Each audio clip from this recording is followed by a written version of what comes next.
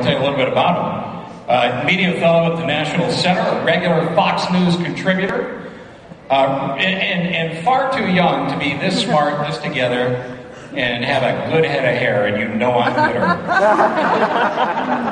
Raised in Canada, living in New York, but let's give him a Chicago welcome, Stephen Crowder.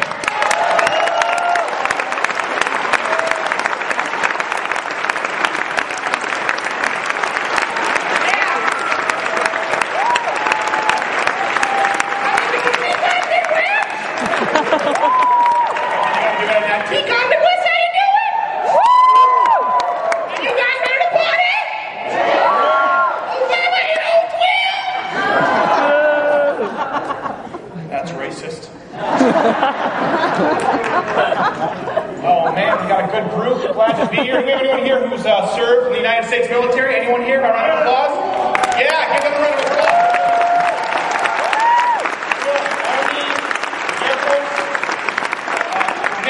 Navy corpsman? We got a corpsman here? Hello, corpsman. Guten Tag, corpsman. That's how you say it in Austrian. So, glad to be here. Folks, I got to tell you, really, the only reason I'm here is because recently a job application of mine was declined by Acorn. So, to be fair, I did show up for the job interview dressed as a prostitute. They didn't have a problem with the hooker thing. They were just looking to go younger.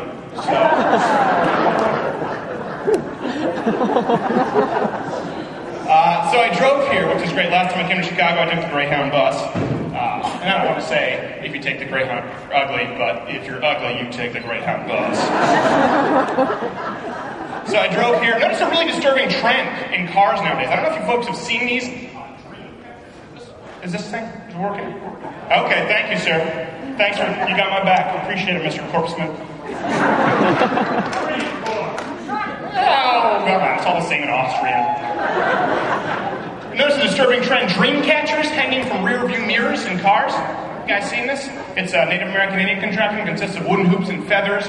Supposed to help you sleep soundly.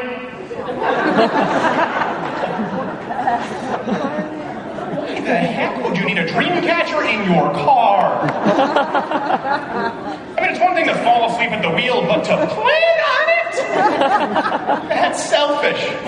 Not to mention, I don't care if you do have a dream catcher in your car, okay? If you fall asleep at the wheel with over 800 pounds of steel glass and gasoline behind you, it's gonna be a bad dream. No one wakes up from that refreshed. Of course, I did grow up in Canada. Thanks. Now live in New York. Sorry. Thank you, sir. Now live in New York City. One day decided I was going to go to... Think about the microphone in my hand, apparently. I said, I'm going to go to New York. Made some comment with a shirt on my back, 3 clean pairs of underwear. 2, actually, after I went through Spanish Harlem. I bumped into a guy there. He got mad. He's like, oh, hey, man. Oh, do your thing, you are, okay? Oh, I know your kind. I know your people. So it's my people. I'm like, whoa, man, I'm from Canada. We don't even have your people. Because you guys got some thugs here in the States, right? I know. I watch MTV. The worst part is, I don't know if you've noticed this trend in these rap videos. These gangsters all wear earrings. That's not intimidating. Like, yeah, dog, what's going on, bro? I gotta tell you, I like your earrings.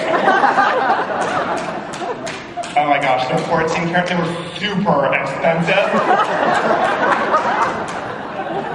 But you know, I just had to splurge, right? They matched perfect with my clock.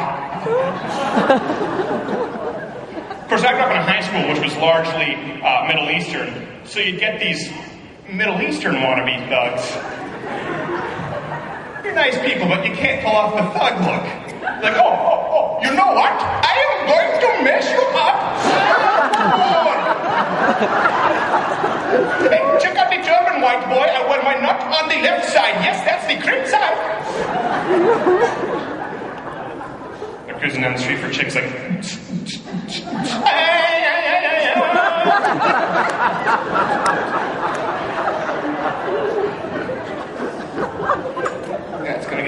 wanted Media Matters.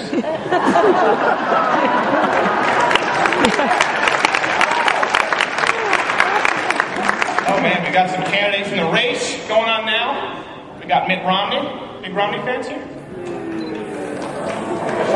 I'm not him.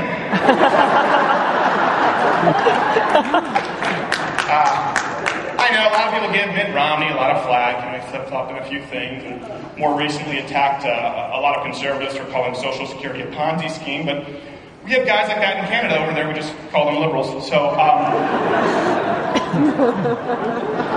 whoa.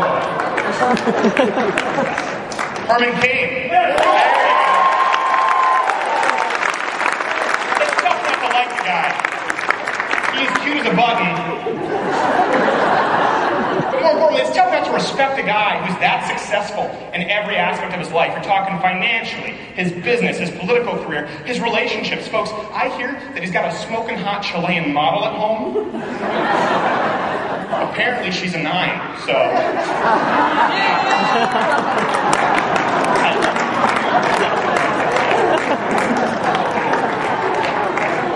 Logically, I think he's the only candidate we can run. I think statistically, he's the only one we can run because, you know, once you go black, or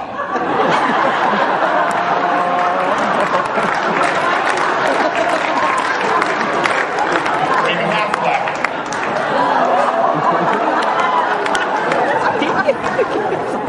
Is he here? Is he laughing? If he's here?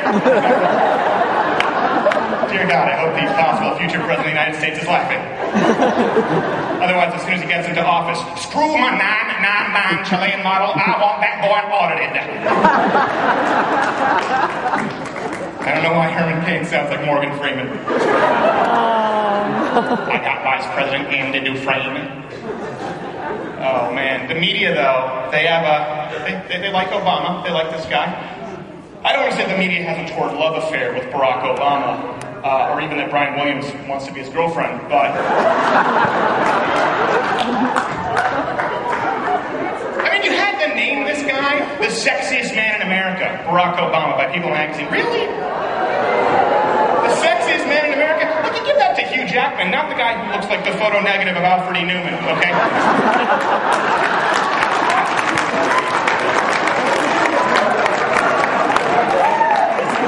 Come on, he can get AM radio on those things, all right? That's why he hates Rush and Beck. He can't tune them out, okay? But celebrities, they do. They love Barack Obama. I saw recently, he had Janine Garofalo on with Joy Behar.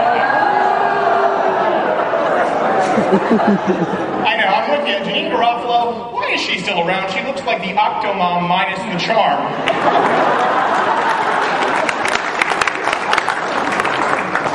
And Joy Behar, listen. Okay. I mean, I don't want to say, listen, okay, I understand that people can disagree with us, and they're not necessarily dumb, they're just misguided, but Joy Behar is so mind-numbingly stupid that you could be sitting across from her, talking with her, and not even having the same conversation.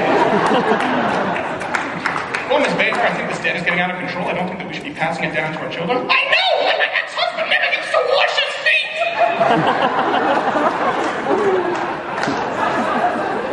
No, I mean, I'm just saying that, you know, we're passing a debt down onto our children that they can... I know! I love blueberry pancakes! Right? You seek counseling. We had the CNN Tea Party coverage. I remember that when the first time it happened. Remember that lady reporter? She was talking back to Anderson Cooper's at the Tea Party. She's like, Anderson, I'm here at the first Tea Party gathering, but I don't really think this is family viewing. And a guy with his kid on his shoulders behind her, she's like, this is getting out of control. She's like, miss, we're just here to protest higher taxes. No, not you, Anderson, back to you so you can tell more vulgar tea-making jokes. She was. Cute little Anderson.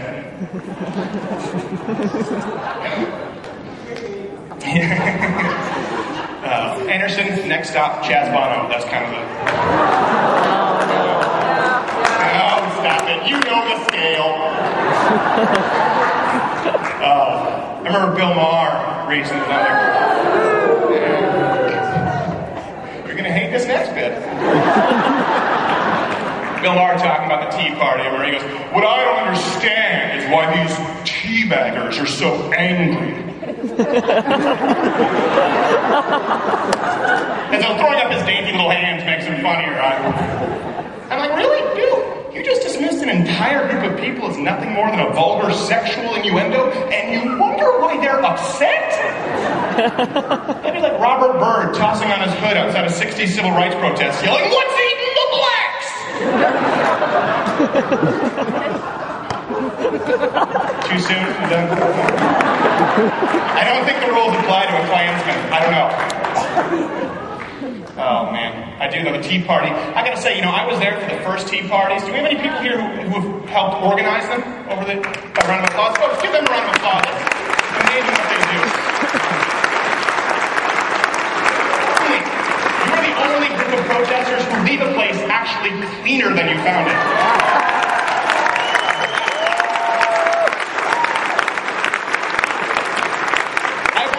Party where there was some mild trash left over, and the members were actually walking around picking it up with pokey sticks. And MSNBC is like, they're trying to stab African Americans with pokey sticks! Worst person in the world. And Rachel Maddow just comes up like, I agree with you, Keith. Yeah. Sorry, I don't like getting my news from a lady who sounds like Seth Rogen, okay? Certainly a lot better than that Wall Street protest we have going on right now. You seen this group of hipsters down there on Wall Street? They were really excited that Radiohead was coming down to play for them, and Radiohead showed up. They just went in to check their portfolios. So, I actually saw an interview on CNN. The guy goes, well, listen, we're going to have a meeting here, Brett, and then we're going to determine what our official message is. Yeah, okay, I can take a guess. You hate Wall Street, but you love them. Oh.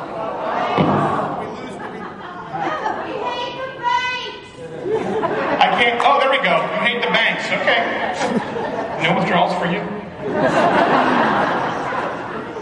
Yeah, the Wall Street. But you have all these guys. I'm talking about when you go to college, they're part of the marijuana party, but they don't really bring much to the debt. These college Democrats. And they're kind of, do we need to switch mics? Sir? Yeah, it's getting tired. Can I grab one of those folks? Let's just clap for this guy while he switches my mic so it's not as awkward. Is that working now? Good. Alright, thanks. Let's just scrap the whole weed bit because I don't remember it now. I do remember that I hate hipsters. That's where I was going with it. I don't like hipsters. Gosh. It's wrong to hate, but I hate them. I do. Think of the people I'm talking about. You're talking about the rich, white, upper middle class Americans who move into a safe area of New York, then bitch about its gentrification. Listen, no one's confusing you for a Harlem native, Skylar, okay?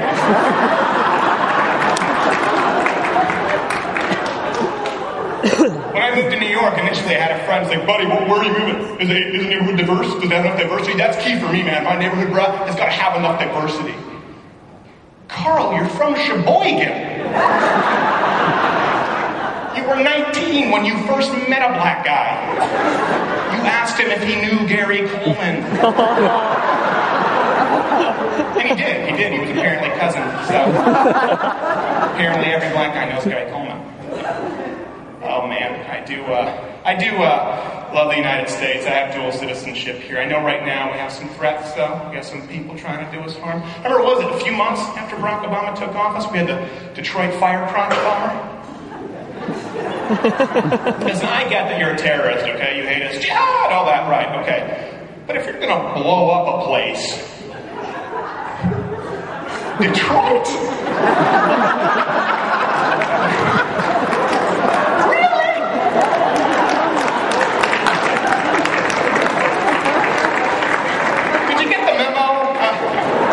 Yeah, we're going to take on a Bob's Big Boy and a couple of crack houses. If we're lucky, we'll hit someone's shanty. Yeah. I honestly think this guy was new to the whole terrorist game, and the older terrorists were just hazing him.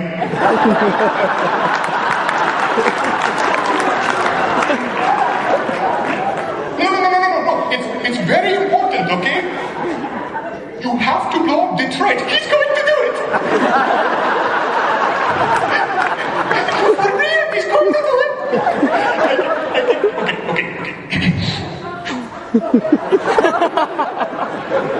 One more thing. You have to put bomb right next to Wiener. That's the only thing. And that's the rules, not mine. You can't give a straight face. I can't do it. Why is it always me?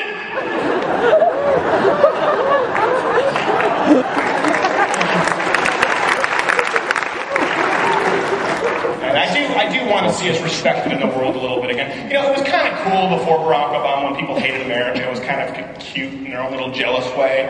I remember when George Bush was president, I was dating a girl who's... Thank you for one clap. Appreciate that. Bet you miss him now. All you corpsmen. She was German, and she used to always come down on me. She's like, oh, you Americans, you're so stupid because you blindly follow that evil dictator and the president, George Bush. I'm like, woman, you're German. How many world wars do you have under your belt now? Oh, yeah, all of them? Guys! They never happened. They were too busy making strudel and lederhosen. And people, too, they love to praise European culture like Nancy Pelosi, the French. Okay. Nobody likes the French. Even the French don't like the French. They just wake up, look in the mirror like, I know. And one person, he's like, oh man, I was in Paris, bro, it was beautiful, man. You had these guys who riding their bicycles up to the local bakery and taking their baguette back every day. It's so quaint, it's beautiful. Yeah, that's because a guy can't afford an SUV and a sandwich. Okay? Whereas here, in the United States, we have a Marine who's off duty driving his F-150 chomping down on a $5 footlong who can kick that Frenchman's dainty ass, then take over Italy for kicks.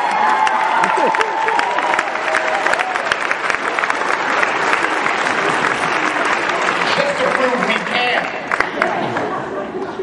In Canada, they always badmouth Americans too when I was raised there. It's cute, they think we care. Johnson, what's the sense that Canadians like us today? When you think about it, the United States is kind of like the quarterback of the world, and Canada is really just like a special needs cheerleader.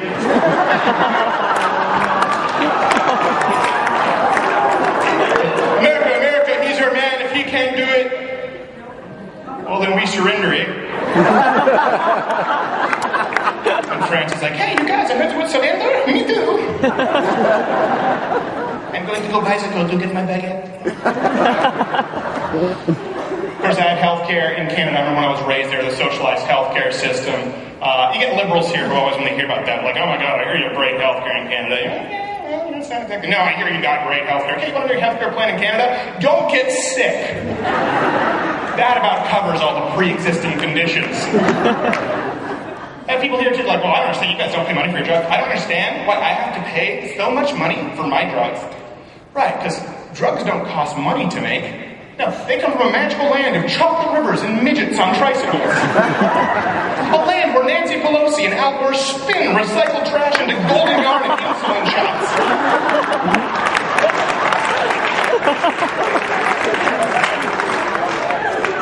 Here's the way I look at it. If Richard Simmons can make hundreds of millions of dollars from Dance Your Pants Off Volume 4, the guy who gave us the polio vaccine deserves some loose change.